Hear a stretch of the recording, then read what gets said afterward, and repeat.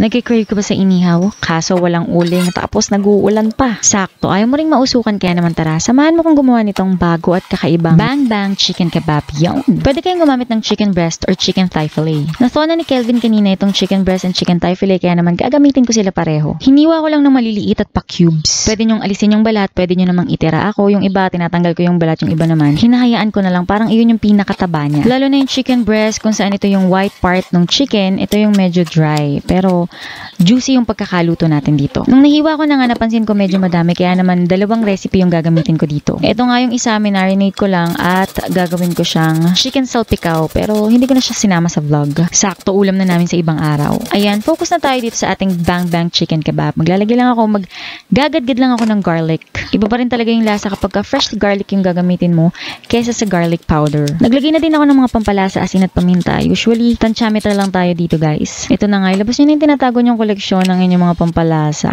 herbs and spices. Gagamitin natin yan. Maglalagay ako nitong cumin powder, turmeric powder, and curry powder. Honey or sugar para mas mabalanse yung lasa. Soy sauce at maglalagay din ako ng oyster sauce. Ikaw, anong ulam mo ngayon na taga saan ka? Comment down below para ikaw naman ang ma-shoutout ko sa susunod.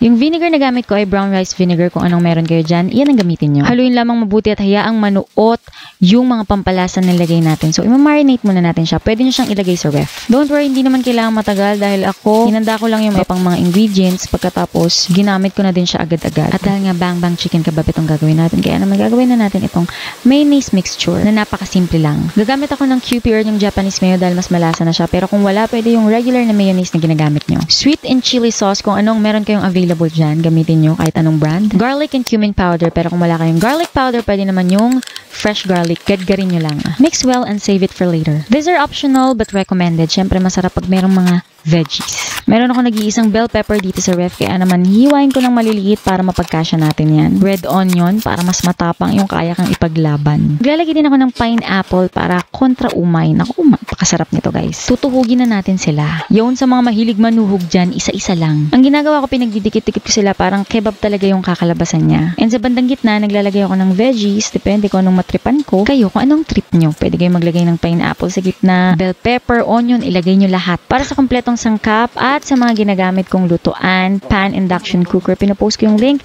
sa description box below or sa comment section.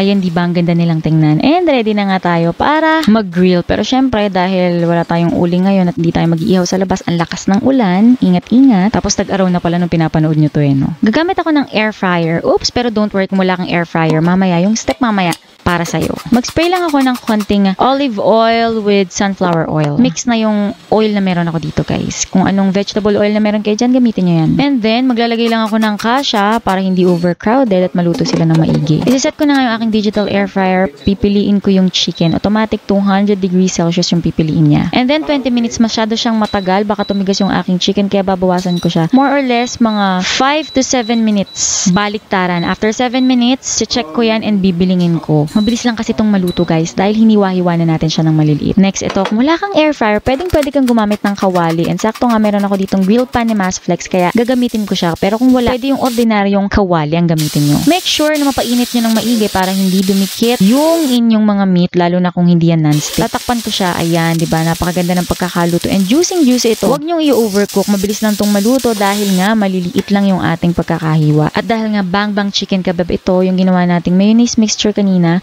pagkaluto at mainit-init pa, ipahid nyo yan. Nako, napakasarap niyan guys. Malambot at juicy ang pagkakaluto natin dito sa ating chicken. Kaya naman, itry nyo na to guys. And comment down below kumusta ang inyong experience dito sa ating Bang Bang Chicken Kebab. Na pwede nyong ipambenta, ipambaon, ipang lunch, all day breakfast. Kayo na ang bahala. At syempre, pwede nyo ring ipanghanda.